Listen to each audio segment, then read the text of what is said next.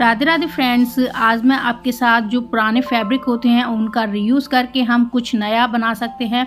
तो मैं आपके साथ पुराने कपड़ों को किस तरीके से हम रीयूज़ करते हैं वो शेयर करने वाली हूँ। तो यहाँ जो फर्स्ट आइडिया है उसके लिए मैं यहाँ जो पुराना बेडशीट है उसका यूज़ करूँगी। तो उससे पहले मैं आपको बता दूँ, यहाँ घर में कुछ काम चला हुआ था, यहाँ सोफ़े वगैरह की रिपेयरिंग हुई थी। तो यहाँ कुछ इस तरीके से ये फॉर्म शीट के टुकड़े बच गए थे। तो मैंने सोचा चलो बच्चों के लिए मैं एक फ्लोर सोफ़ा बना देती हूँ।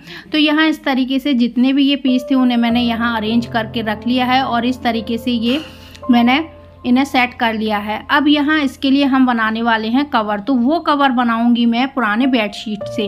तो यहाँ मेज़रमेंट किस तरीके से हमें लेना है, तो आप किसी भी गद्दी के लिए इस तरीके से कवर बना सकते हैं। तो यहाँ देखिए नीचे से यहाँ से हमें नापना है और यहाँ ऊपर तक इस तरीके से नापना है। तो ये मेरा 28 इंच बैठ रहा है। अब इस साइड से भी हम इसी तरीके से मेज़रमेंट लेंगे। तो यहाँ नीचे से इस तरीके से इंची टेप को रखेंगे और यहाँ ऊपर लास्ट तक इस तरीके से नापेंगे। तो ये 24 इंच बैठ रहा है। तो बस इस तरीके से आपको यहाँ मेज़रमेंट लेना है और जितना भी मेज़रमेंट आ रहा है उसमें बस 1 इंच हमें प्लस करना है। तो यहाँ देखिए डबल फोल्ड करते हुए मैंने यहाँ बेडशीट ले ली है और इसे इस तरीके से डबल फोल्ड करके हमें रखना है और यहाँ मेज़रमेंट लेना है। तो याद रखिए आपको डबल फोल्ड करते हुए लेना है। तो यहाँ 28 इंच था, उसमें मैंने 1 इंच प्लस कर दिया, तो ये 29 इंच हो गया। अब यहाँ इस तरीके से हमने 24 इंच मेज़रमेंट लिया था, उसमें 1 इंच प्लस कर दिया, तो यहाँ 25 इंच हो गया। तो इस तरीके से यहाँ 25 इंच पर मैंने निशान लगा लिया। अब जितना भी एक्स्ट्रा फैब्रिक है यहाँ उसे मैं कट करके निकाल दूंगी। तो बस आपको क्या करना है, मेज़रमेंट लेने के बाद में डबल फोल्ड करके आपको फैब्रिक लेना है और उसमें 1 इंच हमें प्लस करना है। तो इस तरीके से ये देखिए मैंने यहाँ नाप तो ले लिया, लेकिन अब इसे हम उल्टी वाली साइड में फैब्रिक को पलट लेंगे क्योंकि मार्किंग हम उल्टी वाली साइड में करने वाले हैं। तो अब ये हमने उल्टा कर लिया फैब्रिक। अब यहाँ इसकी जो हाइट है इस तरीके से कॉर्नर से आपको यहाँ नापना है ऐसे। तो इसकी जितनी भी आपकी हाइट बैठती है उसका हमें हाफ लेना है। तो यहाँ ये मेरी 8 इंच बैठ रही है, आपकी जितनी भी बैठ रही है आपको उसका हाफ ही लेना है। तो यहाँ ऊपर से नीचे तक हमने मेज़र कर लिया। तो ये मेरा 8 इंच बैठ रहा है, तो उसको मैंने इस तरीके से हाफ किया, तो ये मेरा 4 इंच बैठेगा। तो यहाँ हमें 4 बाय 4 इंच के चारों साइड में स्क्वायर पीस बनाने हैं। तो यहाँ देखिए 4 इंच मैंने इस साइड से लिया और 4 इंच ही मैं इस साइड से लूँगी। तो यहाँ 4 बाय 4 इंच का मैंने बॉक्स बनाया, इसे मैंने कट कर लिया। अब यहाँ 4 बाय 4 इंच का मेरे पास ये पीस कट के आ चुका है। तो इसी पीस को मैं तीनों कॉर्नर पर इस तरीके से रखूँगी और मैं यहाँ कट कर लूँगी चारों कॉर्नर को।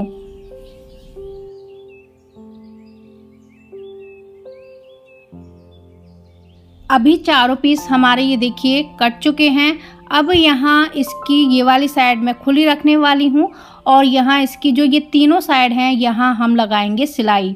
तो एक साइड हमें ओपन रखनी है, यहाँ हमें सिलाई नहीं लगानी है। कोई भी साइड आप ले सकते हैं। जहाँ आपको यहाँ ओपन रखना है इसे, जहाँ आप चेन अटैच करना चाहते हैं। तो देखिए तीनों साइडों में मैंने सिलाई लगा ली है, यहाँ मैंने सिलाई नहीं लगाई है। यहाँ मैं चेन अटैच करने वाली हूँ, लेकिन उससे पहले हम इसे डबल फोल्ड करते हुए इसमें सिलाई लगा लेंगे। तो दोनों साइडों में इसी तरीके से बस हमें डबल फोल्ड करना है और इसमें सिलाई लगानी है। तो इस तरीके से ये देखिए मैंने डबल फोल्ड करते हुए इसमें सिलाई लगा ली है। अब सिलाई लगाने के बाद में जितनी भी आपकी इसकी लंबाई बैठ रही है उतनी बड़ी आपको चेन लेनी है यहाँ और उसमें आपको रनर डाल लेना है। आप एक डालना चाहते हैं एक डाल सकते हैं, 2 डालना चाहते हैं दो डाल सकते हैं। मैंने इसमें केवल एक ही रनर डाला है और इसे कर लेंगे हम सीधा, यानी कि सीधे वाली साइड में हमें इसको रखना है पीस को और जो चैन है उसे सीधा रखना है। अब इसे इस तरीके से चैन को हम यहाँ रखेंगे और फैब्रिक को इस तरीके से रखेंगे और यहाँ लगा देंगे हम सिलाई। तो इस तरीके से ये देखिए मैंने सिलाई लगा दी। अब दूसरा वाला पीस है उसे भी हम इसी तरीके से अटैच करेंगे, चैन के ऊपर इस तरीके से फैब्रिक को रखेंगे और यहाँ हम लगा देंगे सिलाई। तो इस तरीके से बहुत ही इजी तरीके से हमारी जो चैन है वो अटैच हो जाती है।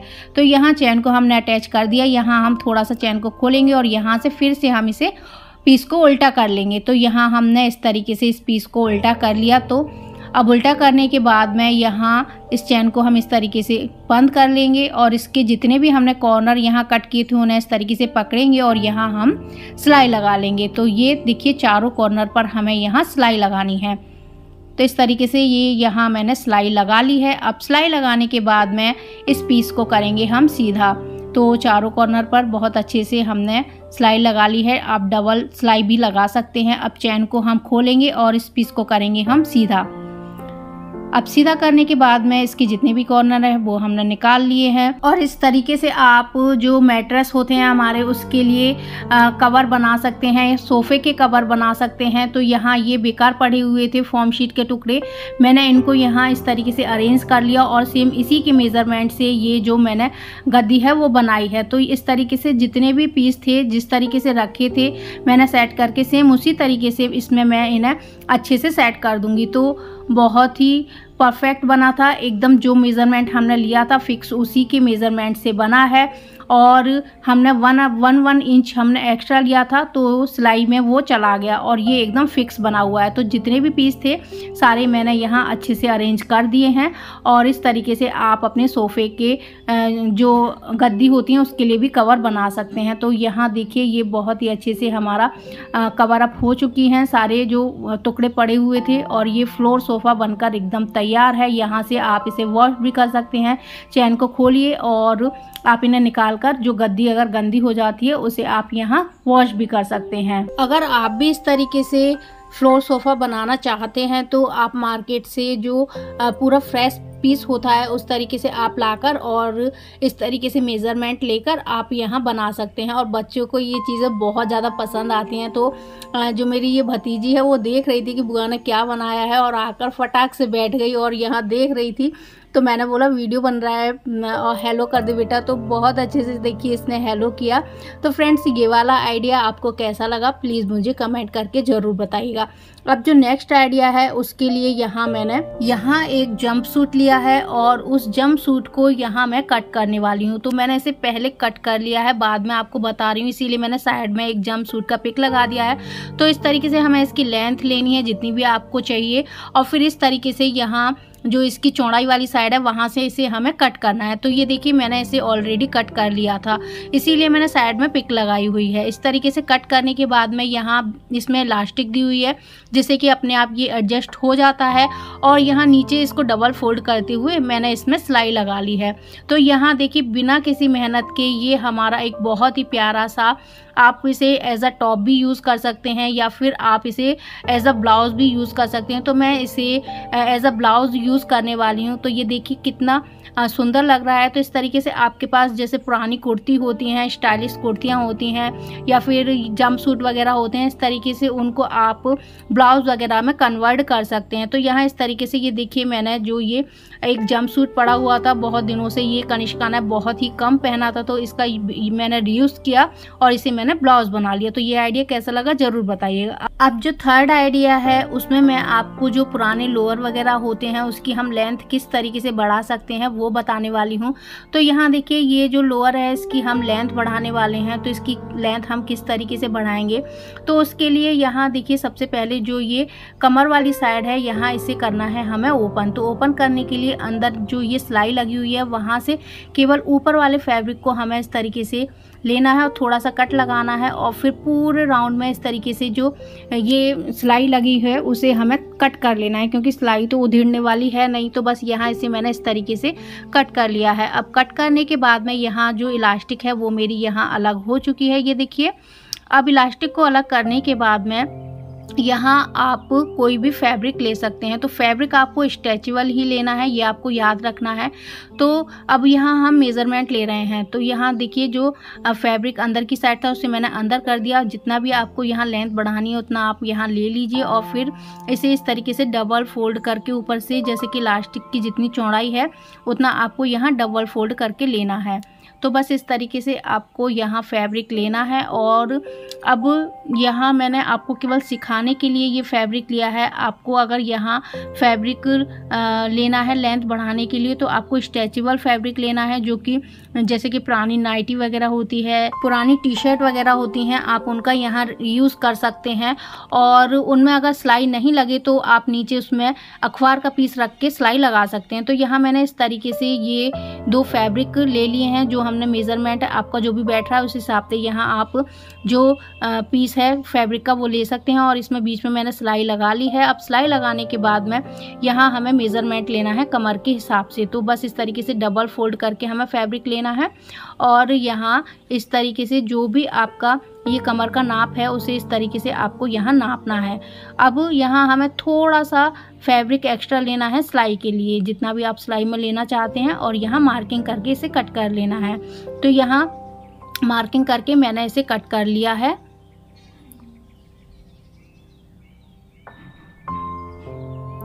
अब कट करने के बाद में इसे हम उल्टी वाली साइड में इस तरीके से रखेंगे और यहाँ हम लगा लेंगे सिलाई। अब सिलाई लगाने के बाद में ये हमारा बंद हो चुका है। अब ये उल्टी वाली साइड है और लोअर के ऊपर हम इसे इस तरीके से चढ़ा देंगे, और इसकी जो कमर वाली साइड है और जो ये पीस हमने इसमें अटैच किया करना है उसे इस तरीके से रखेंगे और इसके पूरे राउंड में हम सिलाई लगा लेंगे। तो पूरे राउंड में इस तरीके से हम सिलाई लगाएंगे, बिल्कुल किनारे पर हम इस तरीके से सिलाई लगा लेंगे।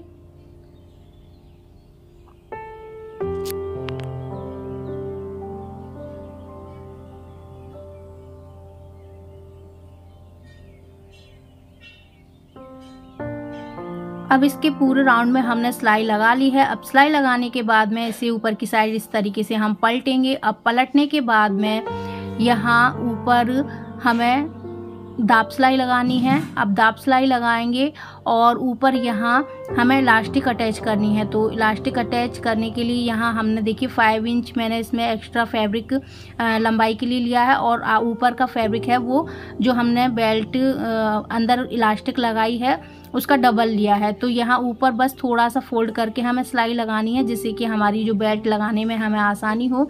तो मैंने दाब सिलाई भी लगा ली थी और ऊपर थोड़ा सा फोल्ड करते हुए वो भी सिलाई लगा ली है। अब इसे पीस को करेंगे हम उल्टा, और उल्टा करने के बाद में ये जो इलास्टिक है इसे इसमें अंदर इस तरीके से रखेंगे, और यहाँ जो ये फैब्रिक है उसे इस तरीके से हम इलास्टिक के ऊपर इस तरीके से रखेंगे, और यहाँ इसके किनारे किनारे पर हम सिलाई लगाएंगे। तो यहाँ सिलाई लगाते समय आपको ये याद रखना है कि जो इलास्टिक है उसे हमें खींचते हुए यहाँ सिलाई लगानी है।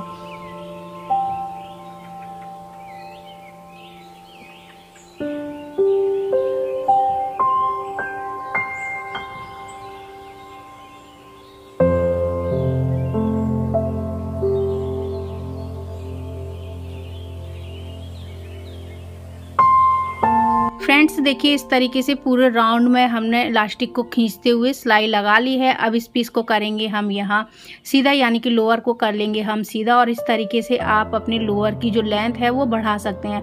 तो मैंने यहाँ 5 इंच इसकी लेंथ बढ़ाई है। आप सेम कलर का कोई भी फैब्रिक लेकर इसकी जो लेंथ है वो बढ़ा सकते हैं। तो फ्रेंड्स आपको ये आइडिया कैसा लगा प्लीज़ मुझे कमेंट करके ज़रूर बताइएगा, और कौन सा आइडिया सबसे ज़्यादा अच्छा लगा वो भी मुझे प्लीज़ कमेंट करके ज़रूर बताइए।